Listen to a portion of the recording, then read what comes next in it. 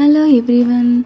ఈ ఫ్రాక్ చాలా ట్రెండింగ్‌లో ఉన్నాయి కదా! కిడ్స్‌కి అయితే చాలా క్యూట్‌గా ఉంటారు ఇలాంటి ఫ్రాక్స్ వేస్తే. సో, ఈ ఫ్రాక్ కటింగ్ అండ్ స్టిచ్చింగ్‌ని నేను చాలా ఈజీ మెథడ్‌లో చూపించబోతున్నాను. Let's see. ఈ ఫ్యాబ్రిక్ కోసం నేను 3 మీటర్స్ లైనింగ్ తీసుకున్నాను అండ్ నెట్ ఫ్యాబ్రిక్ వచ్చేసి 5 మీటర్స్ తీసుకున్నాను. లైనింగ్ ఫ్యాబ్రిక్‌ని సింగిల్ ఫోల్డ్ వేసుకోవాలి. ఇప్పుడు ఎలా అయితే చూపిస్తున్నానో వన్ సైడ్ నుంచి ఒక కార్నర్ నుంచి తీసుకొని కోన్ షేప్ వచ్చేలాగా ఫ్యాబ్రిక్ని వేసుకోవాలి. వేస్ట్ 8 ఇంచెస్కి మార్క్ చేసుకున్నాను. లెంత్ 27 ఇంచెస్కి మార్క్ చేసుకొని ఇక్కడ ఎలా అయితే చూపిస్తున్నానో అక్కడక్కడ మార్క్ పెట్టేసుకోవాలి. మార్క్ చేసుకున్న విధంగా కటింగ్ చేసుకోవాలి. నెట్ ఫ్యాబ్రిక్ తీసుకొని ఇక్కడ చూపిస్తున్న విధంగా ఫోల్డ్ చేసి పెట్టుకోవాలి.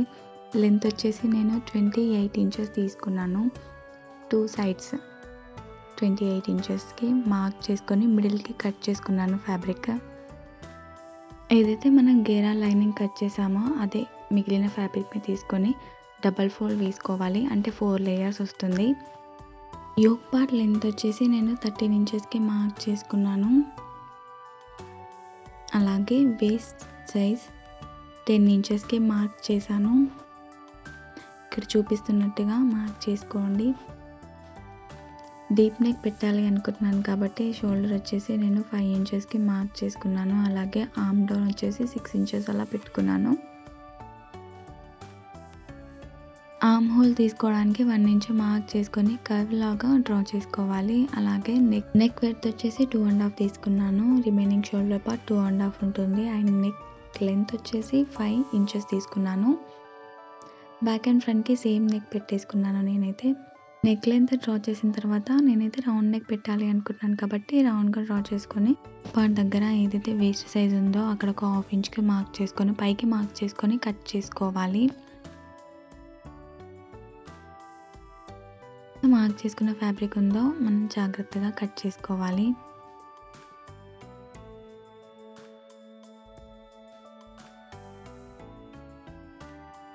ఫ్రంట్ యోక్ పార్ట్ ఏదైతే ఉందో దానికి హ్యాండ్లో తీసుకోవాలి.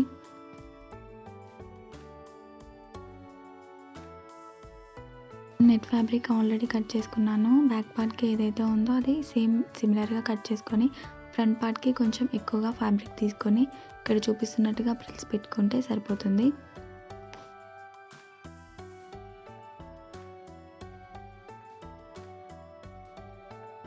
రిమైనింగ్ ఫ్యాబ్రిక్ ఏదైతే ఉందో నేను దానిని 2 పీసెస్గా కట్ చేసుకున్నాను.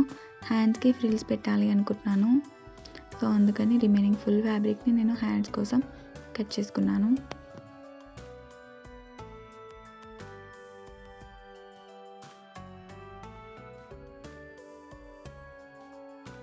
ఆల్రెడీ నేను బ్యాక్ పార్ట్ని స్టిచ్ చేశాను. ఎలా అంటే నెక్కి స్టిచ్ చేసేసి రివర్స్ చేసి మళ్ళీ నెక్ పైన స్టిచ్ చేసేసుకొని కింద డాట్స్ పెట్టేసుకున్నాను.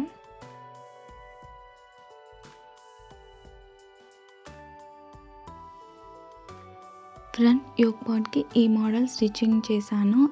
ఈ స్టిచ్చింగ్ కావాలి అంటే డిస్క్రిప్షన్లో లింక్ ఇస్తాను, చూసేయండి. ఇప్పుడు ఫ్రంట్ పార్ట్ని అండ్ బ్యాక్ పార్ట్ని స్టిచ్ చేసుకోవాలి. 2 జాయిన్ చేసేసి ఒక 2-3 స్టిచెస్ వేసుకోవాలి.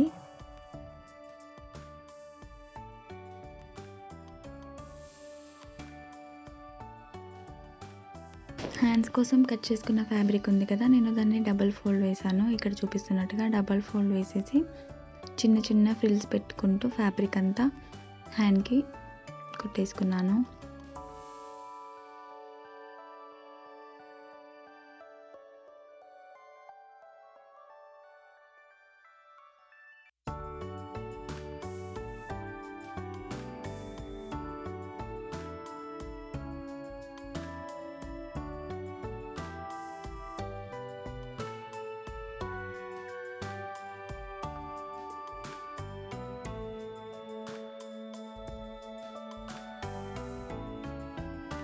స్టిచ్చింగ్ అయిన తర్వాత మళ్ళీ డబల్ ఫోల్డ్ వేసుకోవాలి. ఇప్పుడు ఏంటి అంటే రివర్స్ సైడ్ చేసేసి హ్యాండ్ అంటే లేచినట్టుగా ఉండకుండా కొంచెం బాగుంటుందన్నమాట ఇలా స్టిచ్ చేసుకుంటే. రివర్స్ సైడ్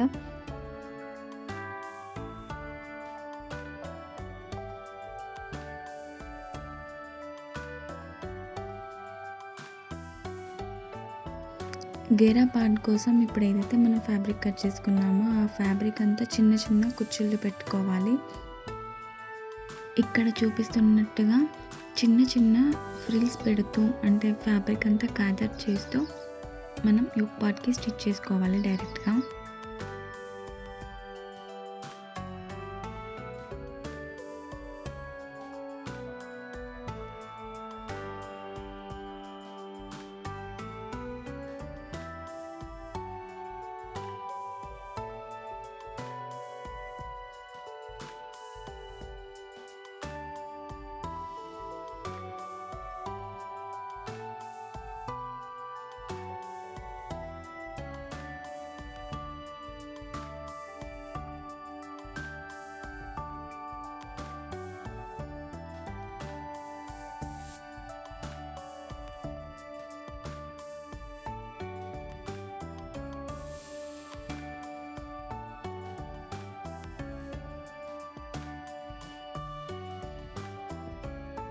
గేరా కోసం మనం కట్ చేసుకున్న లైనింగ్ ఫ్యాబ్రిక్ ఉంది కదా, ఆ లైనింగ్ ఫ్యాబ్రిక్ని ఇప్పుడు ఫ్రిల్స్ పెట్టిన దగ్గర స్టిచ్ చేసుకోవాలి.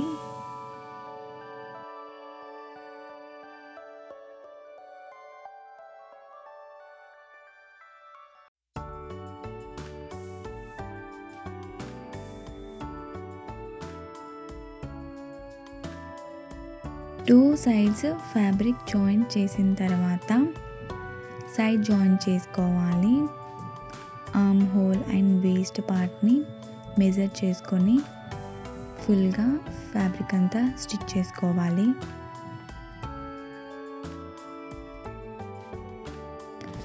ఇలా స్టిచ్ చేస్తున్నప్పుడు గేరా పార్ట్ దగ్గర నెట్ ఫ్యాబ్రిక్ స్టిచ్ చేసుకోవాలి. అలాగే లైనింగ్ ఫ్యాబ్రిక్ అవి రెండు కలిపి స్టిచ్ చేసుకోవాలి.